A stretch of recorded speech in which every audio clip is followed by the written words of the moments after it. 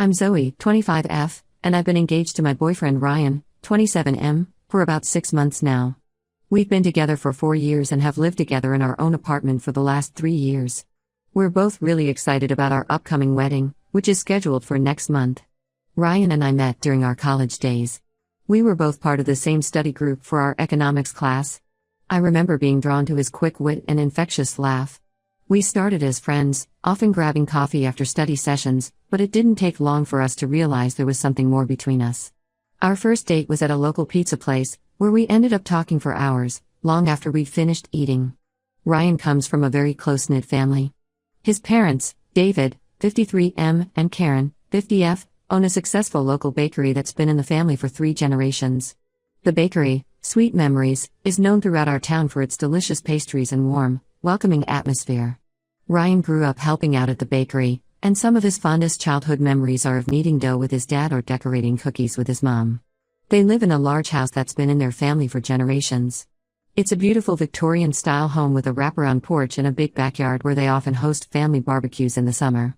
Ryan has 2 siblings, an older sister, Megan, 29F, who's married with a 2-year-old daughter, and a younger brother, Martin, 24M, who's still in college studying business with plans to eventually take over the family bakery. When Ryan and I first started dating, I got along great with his family. Karen was always warm and welcoming, often inviting me over for Sunday dinners and teaching me some of her secret family recipes. I enjoyed spending time with them during holidays and family gatherings. I come from a smaller family, it's just me and my parents, who live a few hours away, so I love the bustling energy of Ryan's large extended family. I have fond memories of my first Thanksgiving with Ryan's family. Karen went all out, cooking a feast that could have fed an army. Everyone pitched in. Megan made her famous green bean casserole, Martin was in charge of mashing the potatoes, and Ryan and I were tasked with making the pumpkin pies. It was chaotic and loud, with cousins, aunts, and uncles all crammed into the house, but it was also filled with laughter and love. I remember thinking how lucky Ryan was to have grown up in such a warm, loving environment. However, things started to change when we announced our engagement. Ryan proposed on our 3-year anniversary.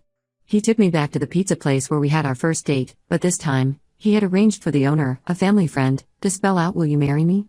in pepperoni on our pizza. It was cheesy, pun intended, but perfect for us.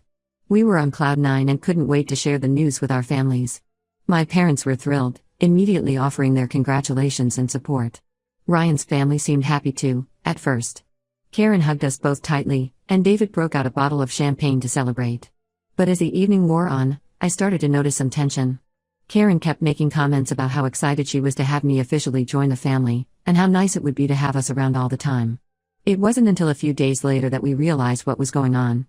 Ryan and I were having dinner with his parents when Karen casually mentioned that she was thinking of redecorating Ryan's old room for us.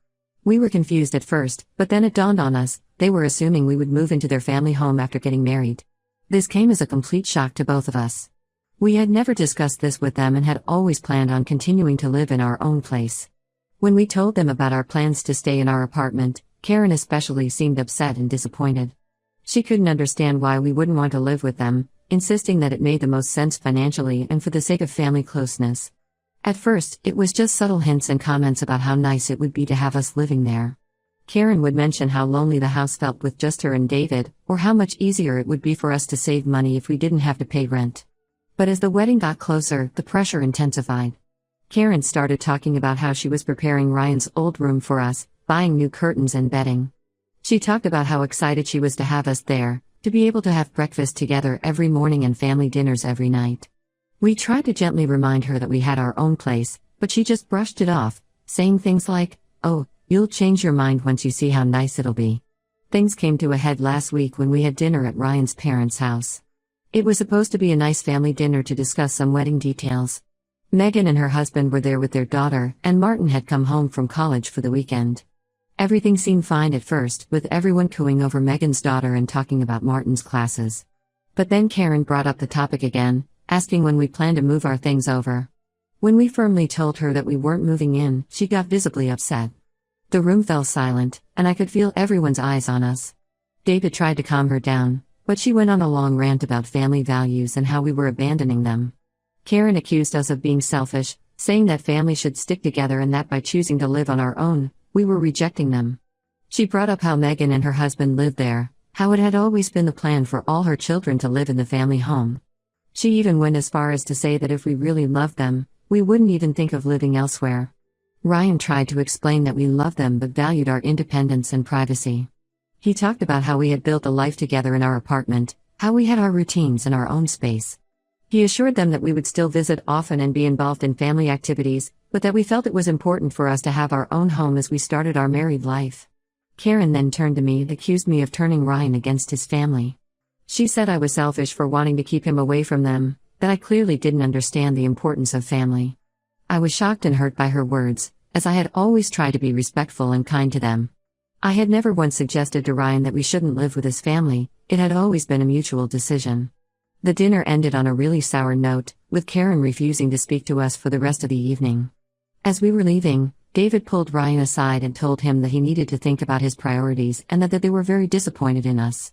Ryan was visibly shaken by this, and the drive home was silent, both of us lost in our thoughts. Since then, we've been getting daily calls and messages from various family members, all trying to convince us to change our minds. Megan, who lives at home with her husband and daughter, called to tell us how great it is to have family support and how we're making a mistake. She talked about how helpful it was to have her parents around to help with the baby, and how much money they were saving by not having to pay rent. Even Martin, who's away at college, sent us a long text about how we're breaking their mother's heart. He said that Karen had called him crying, saying that she felt like she was losing her son. Martin pleaded with us to reconsider, saying that he was planning to move back home after college and that it would be great if we were all there together. Ryan is really torn up about this. He loves his family and hates disappointing them, but he also wants to start our married life together in our own space. He's always been close to his family, especially his mom. Growing up, he and Karen had a special bond. She was always the one he went to for advice or comfort. To have her so upset with him now is really taking a toll on him. I'm feeling guilty and stressed, wondering if I'm the cause of this family rift. But at the same time, I don't think it's fair for them to expect us to give up our independence just because it's what they want. I keep thinking back to all the plans Ryan and I have made for our future, how we've talked about eventually buying our own house, maybe getting a dog. None of those plans involve living with his parents. We're getting married in just a few weeks, and this whole situation is casting a shadow over what should be a happy time. Ryan's parents are threatening not to attend the wedding if we don't agree to move in with them. They say that if we go through with this decision, it's a clear sign that we don't value family, and they won't support our marriage. We're both stressed and unsure of how to handle this without completely alienating his family. Ryan has tried talking to his dad one-on-one, hoping he might be more reasonable, but David just keeps saying that Karen is heartbroken and that as a husband, he has to stand by her. I don't want to be the reason Ryan loses his relationship with his family, but I also don't want to start our marriage by giving in to their demands. We're both firm in our decision to live on our own, but the constant guilt-tripping and emotional manipulation are taking a toll on us. Ryan's been having trouble sleeping, and I can tell he's stressed all the time. We've talked about possibly postponing the wedding to give everyone time to calm down, but we've already put down non-refundable deposits and sent out invitations. Plus, it feels wrong to put our lives on hold because of this disagreement. I'm not sure what to do at this point. Should we stand our ground and risk damaging our relationship with Ryan's family? Or should we give in to keep the peace, even if it means sacrificing our independence? Any advice would be greatly appreciated. Update 1. It's been about 2 weeks since my last post, and unfortunately, things have only gotten worse. Ryan and I decided to stand our ground and not give in to his family's demands to move in with them after the wedding. We thought that if we remained firm but respectful, they would eventually come around and accept our decision. We were wrong. Last weekend, we had a small engagement party planned with some close friends. We had invited Ryan's family, hoping it would be a chance to smooth things over. We spent days preparing for it, cleaning our apartment from top to bottom and cooking all of Ryan's family's favorite dishes. I even made Karen's famous apple pie, hoping it would be a peace offering of sorts. As the party time approached, we kept glancing at the door, hoping to see Ryan's family walk in. But as the hours ticked by, it became clear they weren't coming. None of them showed up.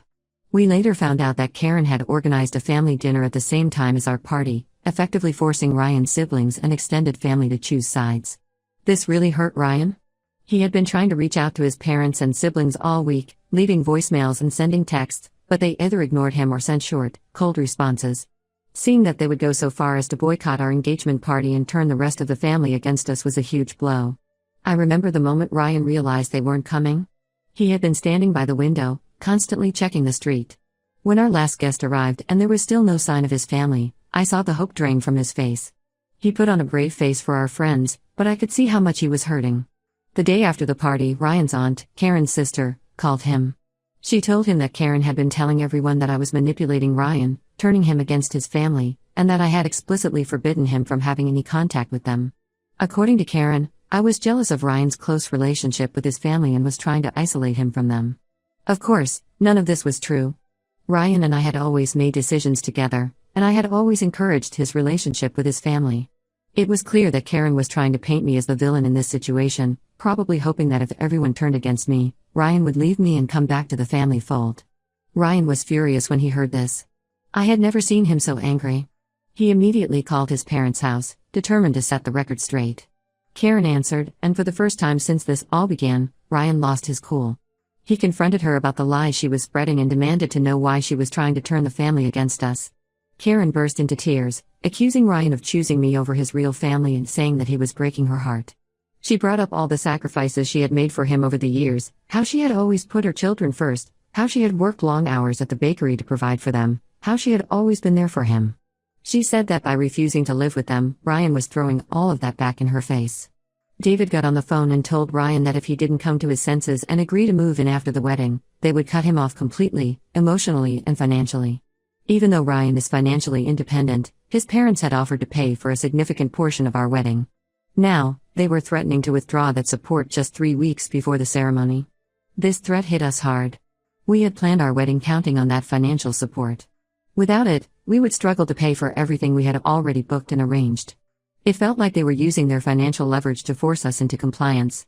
We spent the next few days in a daze, trying to figure out what to do. We looked at our budget and realized that without his parents' contribution, we would have to either postpone the wedding or significantly scale it back. Ryan was torn between standing up for our decision and not wanting to hurt his family or ruin our wedding plans. I suggested we could take out a loan to cover the costs, but Ryan was hesitant to start our married life in debt. We considered asking my parents for help, but I knew they couldn't afford to contribute much more than they already were. We even briefly discussed giving in to Karen's demands, but we both knew that would be a disaster in the long run. After a lot of discussion and tears, we made a decision. We decided to cancel the big wedding we had planned and instead have a small, intimate ceremony with just our closest friends. It's not what we had originally envisioned, but we realized that starting our marriage on our own terms was more important than a lavish ceremony. Making those cancellation calls was heartbreaking. We had to let go of the beautiful venue we had booked, cancel the caterer, and tell the band they were no longer needed. Each call felt like we were chipping away at the dream wedding we had planned. But at the same time, there was a sense of relief. We were taking control of our situation, refusing to let Ryan's family's manipulation dictate our choices. We sent out messages to our guests explaining the change of plans. We were vague about the reasons, not wanting to air the family drama, but many of our friends figured out what was going on and have been incredibly supportive. Several of them offered to help with the new, smaller ceremony. One friend offered to officiate, another said she'd handle the flowers, and another offered to bake our cake. Ryan tried one last time to reach out to his family, sending them a heartfelt email explaining our decision and expressing his hope that they would still be a part of our lives. He poured his heart out in that email, telling them how much he loved them and how he hoped they could find a way to accept our decision. He reassured them that us living separately didn't mean we were cutting them out of our lives, and that we still wanted them to be a big part of our future. So far, we haven't received any response. As for me, I'm struggling with feelings of guilt and anger. I know I'm not really to blame for this situation, but it's hard not to feel responsible for the rift in Ryan's family. I keep wondering if there was something I could have said or done differently to prevent things from getting this bad. At the same time, I'm angry at how manipulative and cruel they're being, especially Karen. It hurts to see how much pain they're causing Ryan, and I'm finding it hard to imagine ever having a good relationship with them again, even if they do come around. Ryan is putting on a brave face, but I know he's hurting deeply. He's started seeing a therapist to help him process everything that's happening. I can see how conflicted he is. On one hand, he's angry at his family's behavior and sure of our decision, but on the other hand, he misses them terribly and feels guilty for disappointing them. There are moments when I catch him looking at old family photos with a sad expression, and it breaks my heart. We're trying to focus on our love for each other and the life we're building together, but it's hard when this dark cloud is hanging over us. We're both having trouble sleeping, and there's a tension between us that wasn't there before. We're not fighting, but there's a heaviness in our interactions, a sadness that we can't seem to shake. Our new, smaller wedding is in just 2 weeks. We're both anxious about whether Ryan's family will make any last-minute attempts to disrupt it or if they'll maintain their silence. We've warned a few friends who will be attending about the situation, just in case Karen or anyone else tries to show up and cause a scene. It's sad that we even have to consider these things for what should be the happiest day of our lives. Either way, we're determined to go through with it and start our married life together, with or without their blessing. We know it won't be easy, but we're committed to supporting each other through this difficult time. We're hoping that once we're married and they see that we're happy and doing well on our own, maybe they'll come around. But we're also preparing ourselves for the possibility that this estrangement might be long-term or even permanent. I never imagined that planning our wedding would be like this. Instead of choosing flowers and tasting cakes, we're strategizing how to handle potential family drama and mourning the loss of relationships we thought would last a lifetime. But through it all, Ryan and I have grown closer. We're facing this challenge as a team, and I know that whatever happens, we'll get through it together. Update 2. It's been about a month since my last update, and a lot has happened.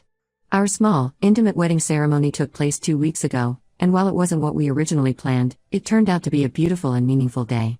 In the days leading up to the wedding, we braced ourselves for potential drama from Ryan's family. We had nightmares about Karen showing up and causing a scene, or about receiving a cease and desist letter from a lawyer. The stress was taking its toll on both of us. Ryan was losing weight, and I was breaking out in stress-induced hives. To our surprise, we received a text from Megan, Ryan's sister, 2 days before the ceremony. She said she and her husband wanted to come to the wedding and that she was sorry for how things had escalated. We were cautiously optimistic and told her we'd be happy to have them there, but we also warned her that if this was some kind of ploy orchestrated by Karen, we wouldn't hesitate to ask them to leave. On the day of the wedding, Megan and her husband showed up. It was a bit awkward at first, but they seemed genuinely happy to be there. Ryan was emotional seeing his sister, and they had a long, private conversation before the ceremony. Megan explained that she had started to see how manipulative their mother was being and that she didn't agree with how Ryan was being treated. She said Martin, their younger brother, felt the same way but was afraid to go against their parents. Megan shared some details about what had been happening at home. Apparently, Karen had become increasingly erratic, oscillating between bouts of tears and fits of rage. She had been calling Ryan's childhood friends, telling them not to attend the wedding. She had even gone so far as to call my workplace, trying to convince my boss that I was unstable and should be fired. Thankfully, my boss knew me well enough to dismiss Karen's claims. However, Ryan's parents and younger brother were noticeably absent. We later found out that Karen had forbidden Martin from attending and had apparently thrown a fit when she learned Megan was going. Despite this, we tried not to let it overshadow our day. The ceremony itself was lovely. We held it in a small, picturesque park near our apartment.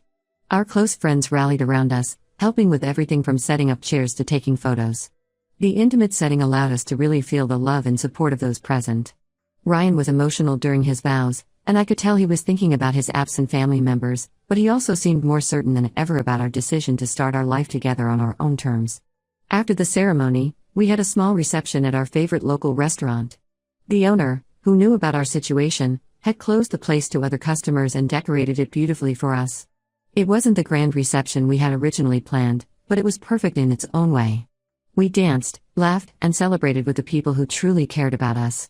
After the wedding, we went on a short honeymoon. It was a much-needed break from all the drama, and it gave us time to reflect on everything that had happened and to start planning our future. We spent long hours talking about what we wanted our life together to look like, how we would handle future interactions with Ryan's family, and how we could build our own traditions and support system. When we returned, we found out that Karen had escalated her campaign against us. She had apparently been posting on social media about how her son had abandoned the family and how I had stolen him away. She shared old family photos with captions about how happy they used to be before I came along.